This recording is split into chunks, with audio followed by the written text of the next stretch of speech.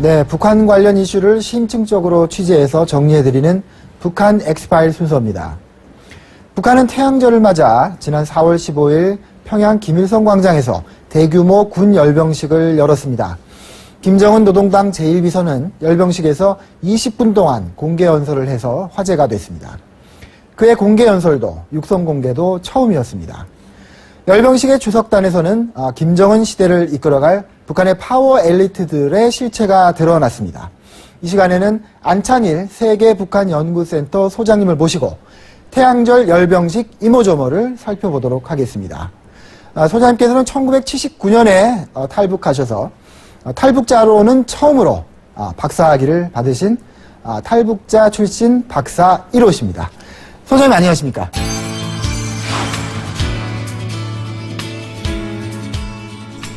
소장님 인민군 장교 출신이시잖아요. 네. 네. 우리 이제 시청자들이 잘 모르실 텐데 북한의 열병식이 뭔가요? 열병식은 이제 한마디로 말하면 이제 군사 퍼레이드입니다. 이것은 이제 북한이 그 정치적 기념일, 즉 김일성 생일이나 또 노동당 창당일이나 인민군 창건일에 맞추어서 평양 중심가의 그 김일성 광장에서 육해공군, 노농조기대, 내무군, 심지어는 이제 중학생들의 조직인 붉은 청년 근위대까지 동원해서 소위 그 무력 시위를 하는 것이 열병식입니다. 네. 보니까 그 군인들이 굉장히 많이 참여했던데요. 군인들 지금 말씀해주신 그 다양한 군대들이 이제 많이 다 참여하는 것이죠? 네, 그렇습니다. 이번에 특히 참여한 군인들 중에 좀 특색이 있는 군대가 있었습니까? 예, 이번에 참여한 것 중에 특색이 있다면은 이제, 붉은 청년 근위대 어린 학생들 무료까지 동원한 것도 좀 특색이 있고, 그 외에 이제 이렇게 종대별로 나가는데, 제일 처음에 김일성 정치대학을 맨 앞에 세우고, 그 다음에 이제 강건종합군관학교, 그 다음에 이제 세 번째로 포병종합군관학교를 세웠다는 것입니다. 이것은 바로, 김정은이 포병을 중시하고, 포병을 공부했고, 그러다 보니까 포병종합군관학교가 사실상 어떻게 보면 한 중간쯤 끼워야 되는데 세 번째로 내보내는 그런 이변을 보여주었습니다. 그렇죠. 김정은이 자기가 포병술을 배웠고, 그래서 연평도 포격에도 관여한 거 아니냐 이렇게 추측을 우리가 하고 있는데, 그렇죠. 포병 우대 정책을 펴는 거군요. 네, 그렇습니다. 이번 열병식의 맨 마지막 대미를 장식한 게 이제 신형 장거리 미사일을 공개를 했는데요. 네. 전략 로켓군이라는 것을 김정은이 직접 소개하지 않았습니까? 네네. 전략 로켓군이라는 부대가 나온 건 이번이 처음인가요? 그렇습니다. 북한이 이제 육군, 해군, 공군, 또 반항공군이 있는데 전략 로켓군을 새로 편성했다는 것을 이번에 이제 공개한 것입니다. 이것은 그만큼 북한이 이제 현대전에서 미사일군과 이런 로켓을 중시해서 그런 전략 무기들의 앞으로 방점을 두고 그런 전략 무기 체계로 북한군을 현대화하겠다는 그런 의지를 보여준 것입니다. 네. 어쨌든 북한이 가장 가공할 만한 위력을 가지고 있는 비대칭 전력이 몇 개가 있는데 그중에 네. 이제 대표적인 게 미사일 아니겠습니까? 네. 미사일 방어를 하기 위해서 정부가 어쨌든 우리 군이 좀 더 신경을 많이 써야 되겠습니까? 네. 군대들이 엄청 많이 참석을 했었고 군인들이 수만 명 정도 참석했었고요. 네. 굉장히 오랜 기간 동안 사전 연습을 하는 것이 우리 정보 위성에 포착이 되기도 했는데 네. 실제로 참여하는 군인들은 정말 힘들겠어요. 네, 군인들은 이제 100% 군인이라고 볼 수는 없습니다. 물론 한 80% 이상이 군인이고, 이제 군인들이 키가 작기 때문에 북한에서 키 큰 군인들만 다 뽑아 올려오지만 그래도 부족하기 때문에 이제 키 큰 대학생들 또 일반 민간 무력인 교도대나 노농조기대 여기에서도 이제 젊은 사람들을 군복을 입혀가지고 병력을 보충하고 있고 특히 이제 여성들인 경우에는 여대생들이 상당히 많이 군복을 입고 참가하게 되는데 그 훈련이 몇 달 동안 진행되고 대단히 강도 높게 진행되다 보니까 여군들인 경우는 열병 행진 연습 기간에는 화장실에 가서 제대로 용물을 볼 수 없을 정도의 고강도 훈련을 받게 됩니다. 네. 어쨌든 이번 열병식에서 어쨌든 가장 관심을 모았던 거는 김정은인데, 이번 당 대표자회에서 노동당 제1비서, 그리고 최고인민회를 통해서 국방위원회 제1위원장을 차지했죠. 그래서 네. 명실상부하게 당정군의 최고 지도자 자리를 이제 다 장악을 했는데요. 네. 아마 이 열병식에서 처음으로 공개 연설을 하면서 육성을 공개한 것이 자신의 시대, 이제 김정은의 시대가 열린다라는 것을 공표한 것이 아니냐, 이렇게 저희가 이제 관측을 하고 있는데, 그 목소리를 보면 말이죠. 그 할아버지 김일성 주석하고 정말 많이 닮았죠. 네. 연습을 많이 한 것 같죠? 네, 그렇습니다. 그 김정은은 이제 헤어스타일에서부터 이렇게 몸을 좀 흔드는 제스처라든지, 그 다음에 이번에 그 대단히 톤 다운된 목소리, 이것은 철저하게 이제 김일성을 모방하기 위한 그런 사전 연습이 상당히 있었다는 것을 보여주고 있습니다.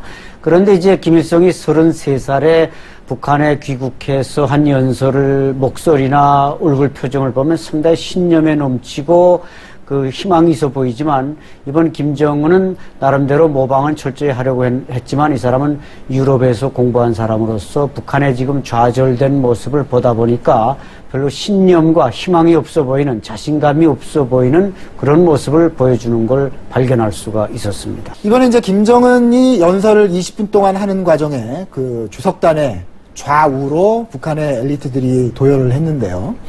그러니까 김정은의 오른쪽으로는 군인들이 쭉 늘어서지 않았습니까? 네. 그 중에 김정은의 그 고무부죠. 네. 장성택 당 행정부장, 인민군 대장이죠. 네. 장성택 대장이 하얀색 제복을 입고 나와서 서 있는 장면을 제가 봤는데, 재미있는 장면은 조카인 김정은 제1비서가 그 연설을 하는 동안에 고개를 이렇게 왼쪽으로 돌려서 뭔가 묘한 표정으로 네. 조카를 바라보는 그런 장면이 한 4, 5초 동안 지속이 되었습니다. 장성택은 그 열병식에서 조카가 연설하는 동안 어떤 심정이었을까요? 한마디로 이제 그라운드에 선수를 내보낸 감독이 심정이 아니었겠는가, 이렇게 생각이 됩니다. 3대 세습을 이제 막존막후에서 지휘했고, 이번에 모든 정치 행사, 이벤트들을 다 연출한 연출가의 한 사람으로서 과연 저 철부지 지도자가 제대로 해낼 수 있을까, 이런 걱정이 많았기 때문에 그런 아주 그 묘한 표정으로 자신이 시킨 대로 제대로 하는가, 이렇게 관찰하는 차원에서 그 바라본 표정을 우리가 충분히 이해할 수가 있습니다. 네네. 장성택, 고모부인 장성택이 군복을 입고 김정은의 오른편에 섰다면, 고모인 김정은은 검은색 그 비단 저고리를 입고서 네. 그 당 관료들이 들어서 왼쪽에 섰습니다. 네. 역시 마찬가지로 중간에 보면은 고모인 김경희가 오른쪽으로 고개를 돌려서 조카가 연설을 잘하는지, 조카가 지금 뭐 하고 있는지 참 뭐 약간의 애정 어린 눈으로 보고 있는 그런 재미난 장면이 있던데요. 김경희는 또 이번에 소회가 어땠을까요?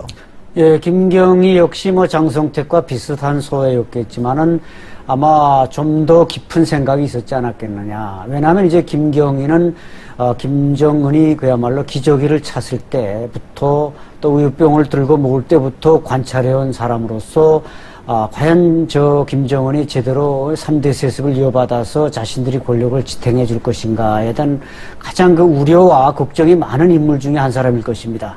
그러다 보니까 앞으로 북한의 최고 정상의 자리에서 권력을 제대로 이끌고 자기를 비롯한 기득권 세대의 권력을 지켜줄 것인가, 이런 불안한 마음으로 아마 조심스럽게 지켜본 것 같습니다. 네. 아무래도 나이 어린 조카를 보면서 오빠 생각도 나고, 그렇죠. 그리고 아버지 생각도 났겠죠. 그렇죠. 네. 김경희가 뭐 몸도 안 좋다고 하죠. 건강이 상당히 나빠서 뭐 이렇게 활동이 요즘엔 좀 활발하지 않은 것 같습니다. 네, 김경희는 이제 우울증에다가 뭐 알코올 중독증에다가 그게 이제 당뇨를 비롯해서 거의 뭐 종합병원처럼 많은 병을 앓고 있습니다. 그러다 보니까 지금 연령은 계속 높아가고 있고, 앞으로 아마 북한 권력 무대에서 점점 입지가 좁아지지 않겠는가. 건강도 그렇고 다른 또 견제 세력도 있고, 그래서 뭐 과거 김정일이 살아있을 때 그 활용하던 그런 권력보다는 폭이 훨씬 좁은 그런 역할로 아마 좀 밀려날 가능성이 매우 높습니다. 네. 그러면 이제 다른 아까 그 얘기했던 3명의 엘리트들 얘기로 좀 돌아가 보겠습니다. 김정은의 연설이 끝나고 그 다음에 이제 군인들의 열병식이 이제 진행이 되죠. 그걸 사열이라고 하나요? 그 주석단 앞을 지나가는. 네, 사열하죠. 군인과 무기들이 이제 사열을 하면서 지나가는데, 네. 그때 주석단 위에서는 재미있는 광경이 그 군 그 측근들이 제일 먼저 최용해, 그 다음에 이영호가 그 사열을 진행하고 위에 올라오죠. 그래서 이영호 그리고 김정각 이렇게 세 사람이 서서 끊임없이 이제 김정은이 뭘 질문하면은 대답을 하는데, 제가 볼 때는 그 군 측근 3인방이라고 하는 그 사람들이 김정은의 질문에 서로 먼저 많이 대답하려고 막 경쟁을 하는 것 같더란 말이죠. 제가 네. 본 게 맞습니까? 어떻습니까? 네, 맞습니다. 왜냐하면 이제 그 최용해는 지금껏 당 관료였지 군 작전이나 전략 전술을 거의 모르는 사람입니다. 갑자기 이제 대장이 됐고 이번에 또 차수까지 올라갔지만 김정각이나 이영호는 이제 야전 지휘관까지 지냈기 때문에 군사 지식, 무기 상식이 높단 말이죠. 그러다 보니까 이제 그 답변을 통해서 이미 그 최용해한테 서열은 하나씩 내려앉았지만 김정은에게 점수를 따기 위해서 무기 분야, 전략 분야는 그래도 우리가 낫습니다. 이것을 아마 서로 아뢰기 위해서 하다 보니까 일종의 그 충성 경쟁이 그 카메라 앞에서 벌어진 셈입니다. 네네. 앞으로 이용호와 김영철, 김정각 이런 신군부들의 어떤 움직임, 반발도 좀 있을 것 같고요. 어떻게 전망하십니까? 예, 이것은 이제 그 신군부가 철저하게 그 장성택이 신임을 받고 있고, 또 장성택은 이제 그 로얄 패밀리 중에 한 사람이니까, 그럼에도 불구하고 아마 충성 경쟁이 좀 갈등을 불러올 가능성이 높습니다. 어떤 측면에서 갈등이 있을 수 있냐면은, 김정은이 뭐 최근에 자본주의 도입 발언을 한 데서 북한 경제가 더 이상 갈 데가 없기 때문에, 약간의 그 개혁 개방을 한다고 할 때, 이 군부가 기득권을 잃어버릴 수 있기 때문에 거기에 대한 대처 차원에서 그 갈등을 노동당과 군부가 할 수 있다든지, 또 군 자체 내에서 갑자기 그 군사 문제를 잘 모르는 최연의 아들 최용해가 총정치국으로 와서 서열 1위를 차지하다 보니까 전략가들과 군사 전략가들과 마찰을 일으킬 소지, 이런 측면에서 북한 권력 내부에서는 부분적으로 많은 그 시한폭탄도 존재한다, 그렇게 설명할 수 있습니다. 네.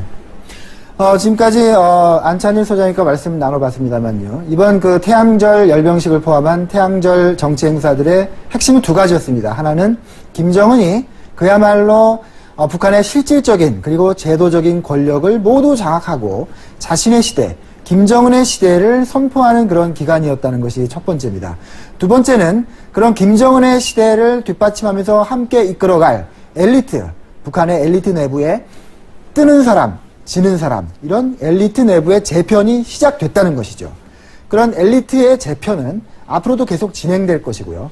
권력을 얻은 자들과 권력을 빼앗긴 자들의 그 치열한 경쟁이 앞으로 벌어지면서 북한 체제, 북한의 현대사에 상당한 변화를 초래하는 그런 요인이 될 것이 분명합니다. 다 같이 북한의 향배를 유심히 지켜봐야 되겠습니다. 오늘 안찬일 박사님 좋은 말씀 너무나 감사드립니다. 예, 감사합니다.